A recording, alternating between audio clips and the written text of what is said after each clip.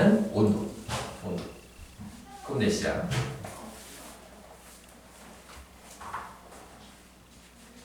나머지는 읽어보면 헷갈릴 만한 건 거의 없어. 나머지 부분에서는 헷갈릴 게 거의 없어요. 3번 물과 생물이다. 물이 많아. 어떡하겠어? 버려야지. 물이 없어. 먹어야지. 최대한 빠져나가지 않게 막아야 되는 거지. 그 둘 사이에서 왔다 갔다 하면 되는 거예요.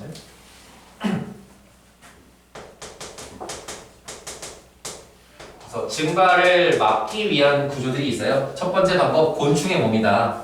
그러면 키틴질, 이것도 그냥 껍데기라고 생각하면 돼요. 껍데기를 씌워서 수분이 빠져나가지 못하게 한다. 코팅을 한다는 얘기죠, 껍데기로.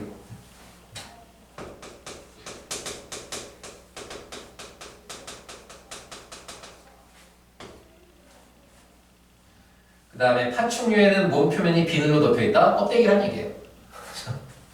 파충류의 비늘, 껍데기를 씌운다는 얘기예요.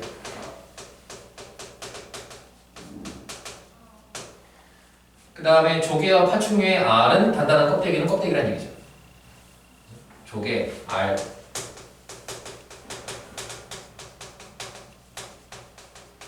그러니까 이 세 개가 똑같은 원리인 거야. 바깥쪽을 물이 빠져나가지 않는 단단한 무언가로 감싸는 거야. 근데 뭘로 감쌀 거냐? 그러면 자기가 할 수 있는 걸 하는 거지, 그냥. 곤충은 키틴질. 그러니까 곤충을 보통 한두 번씩은 이렇게 잡아본 적이 있지 않아요? 잠자리, 개미 잡아본 적 있죠? 개미 같은 거 잡으면 바깥쪽이 생각보다 조금 단단하게 돼 있어요. 동글동글하고 단단하게 돼 있어, 그죠?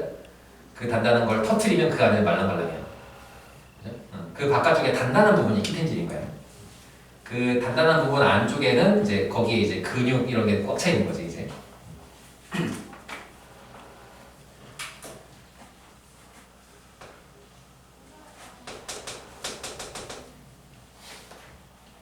수분 증발 방지와 수분 손실 최소화는 거의 비슷한 얘기 아닙니까? 이거는 거의 같은 말이라고 생각해도 좋아. 낙타는 땀을 흘리지 않아서 몸에 빠져나가는 수분의 양을 줄인다. 땀을 흘리지 않는다고. 몸에서 빠져나가는 물을 막는다는 얘기예요. 땀구멍이 없는 거지, 이런 식인 거죠. 그러면 반대로 물이 많은 곳에 사는 동물들은 땀을 흘리는 게 유리한 거지. 물을 빼낼 때는. 그걸 우리가 식물의 증산작용이라고 배우지 않습니까? 그죠? 그 반대 역할을 하는 거죠. 사막에 사는 포유류는 농도가 진한 오줌을 배설하여 수분의 양을 조절한다. 오줌의 농도가 진하다? 농도가 크다는 오줌으로 배설되는 물의 양을 줄인다는 얘기예요. 그러니까 물을 배설하지 않는다는 거예요. 똑같은 얘기죠. 똑같은 얘기죠.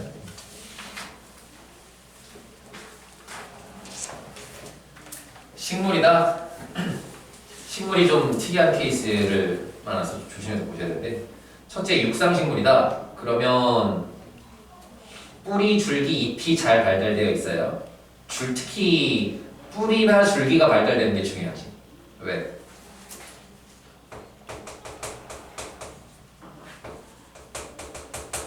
육상식물이라는 건 어떤 뜻이냐면 태양을 머리에 이고 있대요. 그죠? 그 다음에 땅에서 자라잖아. 물은 어디 있어? 물은 땅속 깊은 곳에 물이 있죠. 이 중간에 식물이 껴있는 거야. 그럼 어떻게 해야 돼? 이 위에 키가 커야 되고 땅 속에서 물을 먹어야 되니까 뿌리가 있어야 되고, 뿌리하고 이파리하고 먹으니까 줄기가 발달을 해야 되는 거죠. 이 세 가지가 필요한 거지. 이런 구조가 필요한 거예요. 근데 물에 살아. 육상에 사는 게 아니라 물 위에 떠서 살아. 얘네들은 줄기 이런 거 필요합니까? 줄기 이런 게 거의 필요 없어요.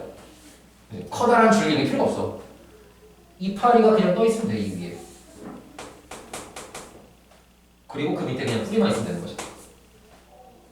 그래서 관다발이나 뿌리가 잘 발달해 있지 않다. 그죠? 그 대신에 뭐가 발달해 있냐? 통기 조직이 발달하여. 통기 조직은 무슨 뜻인 것 같아요?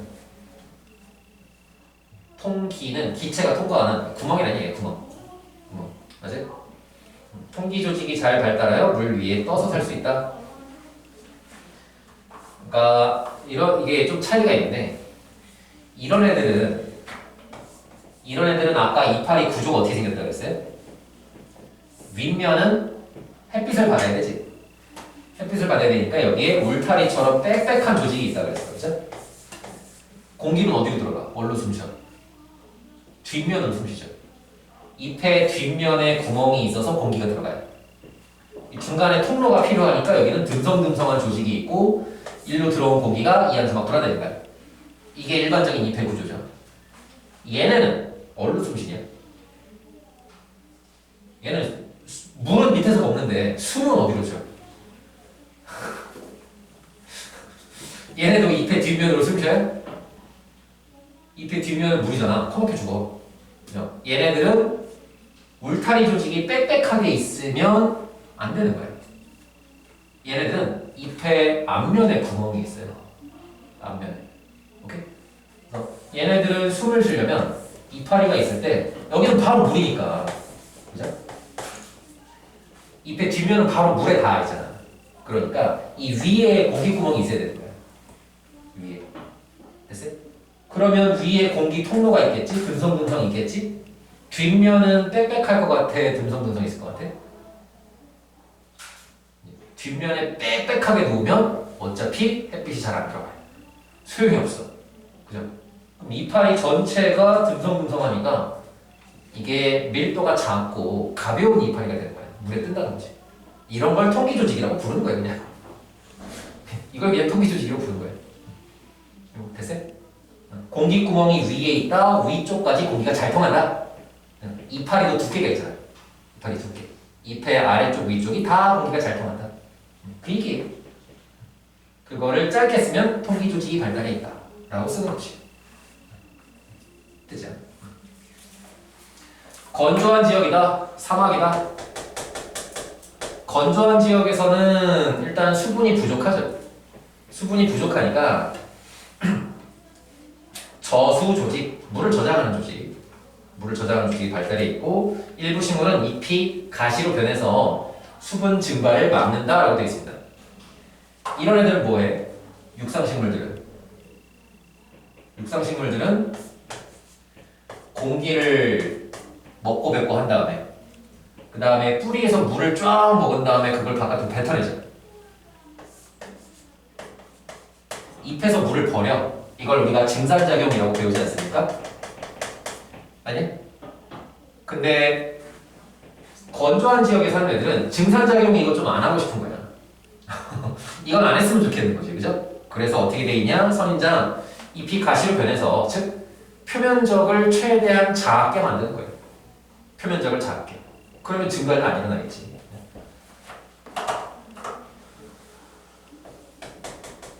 그래서 잎을 가시로 바꾸거나 저수 조직, 물을 저장하는 조직을 만들어서 물의 증발을 막는다. 그런 구조를 갖는 애들이 살기 유리하다. 이런 거죠. 되죠?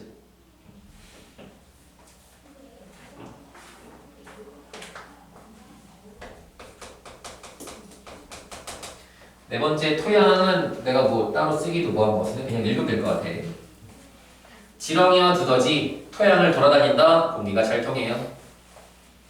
미생물은 분해자 물질이 순환되도록 한다. 아까 하던 얘기죠. 여기서 에너지가 순환되도록 한다라고 되어 있는데 땅 속에서 순환을 말하는 거야. 전체 큰 그림에서는 에너지는 순환되는 게 아니라 그렇지. 그 다음에 토양 속의 공기의 양은 세균 서식에 영향을 준다. 세균 중에 호기성은 산소가 많은 데서 사는 거죠. 기체를 좋아하는 세균, 공기를 좋아하는 세균. 이거 말고 혐기성은 기체를 혐오하는, 즉 공기가 없는, 산소가 없는 지역에서 잘 사는 세균이에요. 됐어요? 그러면 이제 땅 속에 공기가 잘 통하냐 안 통하냐에 따라 그 땅 속에 어떤 세균이 사느냐가 달라지는 거지. 이런 것도 순서대로 구분하시면 되겠다. 그럼 잘 읽어봐요. 지금 점점점 3개 있지? 3개를 구분해 보자고. 첫 번째 거 지렁이가 돌아다니면 토양의 통기성이 높아진다. 이거는 생물이 환경한테 영향 준 거야? 환경이 생물한테 영향 준 거야? 그죠? 지렁이가 원인, 통기성이 좋아진다가 결과죠. 생물에서 환경으로 영향을 준 거예요. 됐죠? 세 번째 거는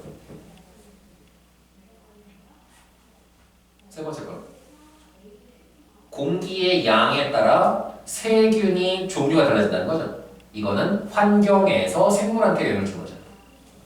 환경이 생물에게. 방향이 달라. 맞아요? 사실 앞에 뭐 빛, 온도 이거는 그죠? 빛, 온도 이거는 거의 다 환경이 생물에게 영향을 준 거고 서로 왔다 갔다 하는 걸 보기가 제일 좋은 게 토양인 거죠. 괜찮죠? 그러니까 사실 앞에 것들도 차지는 다 있어.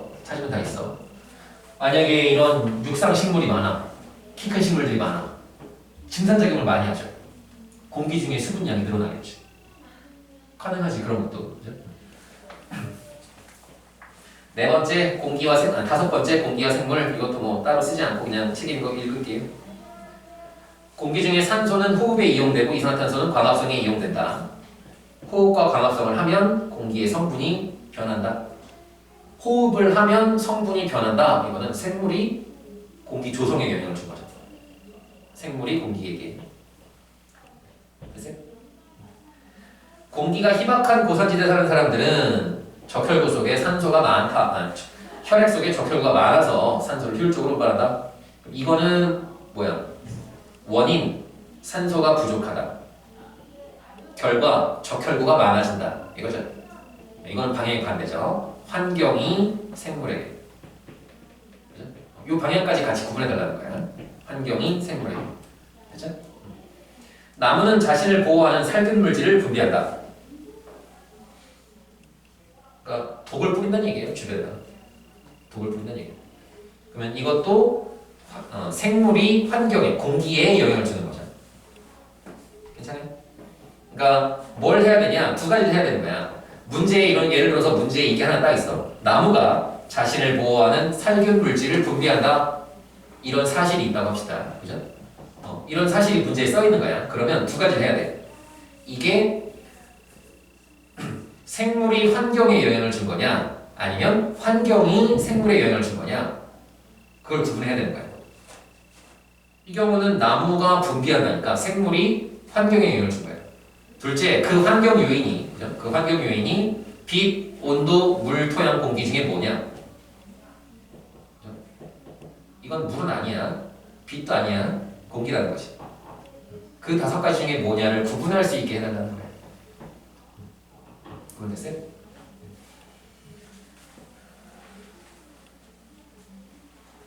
공기 1, 2, 3 외우고 토양 1, 2, 3 외우고 그렇게 하시면 힘들어요.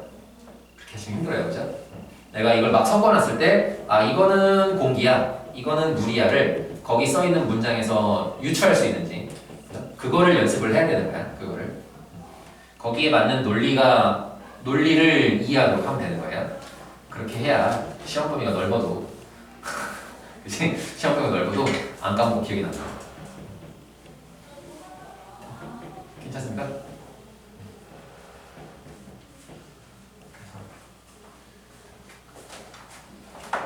그런 이론이 있어요.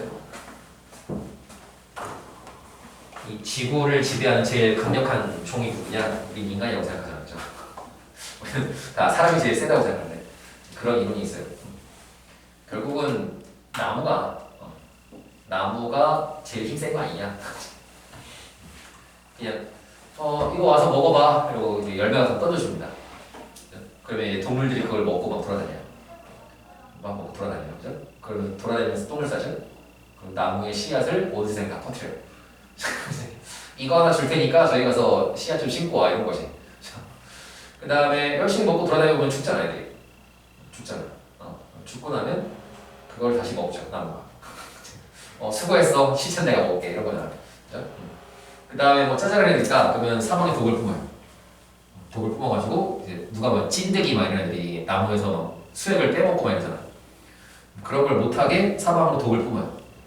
근데 이게 작은 애들한테는 잘 통하는데 이게 좀 덩치가 커지면 그 정도 약한 독은 안 죽어. 우리 그걸 좋다고 먹어요. 피톤치드 이런 거 들어봤어요? 피톤치드 이런 게 거기서 말하는 살균 물질 중에 하나가 그 피톤치드예요. 원래는 벌레 이런 게 안 보이게 뽑아내는 건데 우리는 톡 쏘네? 괜찮은데? 그래서 고추의 매운맛 뭐 이런 것도 다 비슷하고요. 원래는 다 독이라고 생각하면 돼요. 식물의 입장에서는 이제 작은 동물, 곤충 이런 걸로서 몸을 보호하는 독 같은 거야. 우리는 엔간한 거 먹으면 안 죽으니까 톡 쏘는데? 이러면서 먹는 거지.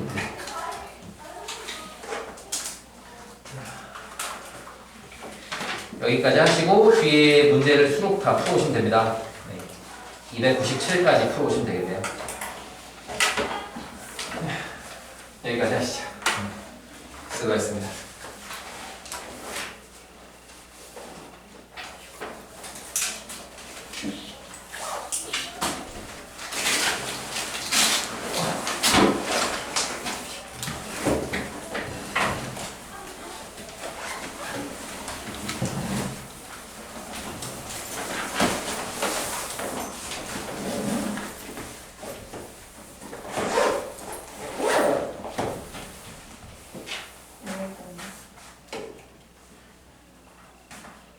제가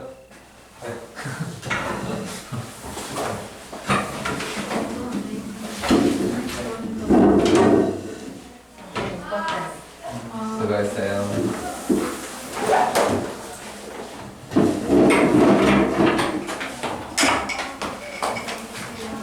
수고했어요.